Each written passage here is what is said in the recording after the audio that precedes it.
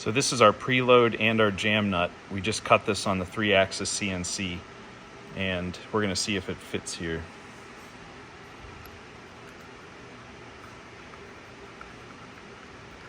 It's a little bit tricky because it's a really flat nut.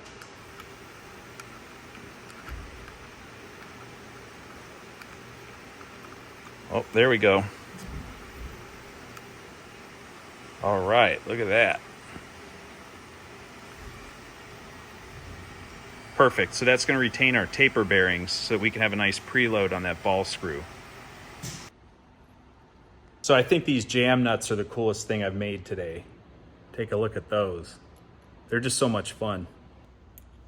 So I'm just installing these for you because they look super cool. And rather than keep them in a bin somewhere until we have the rest of our components, I think we'll just install them.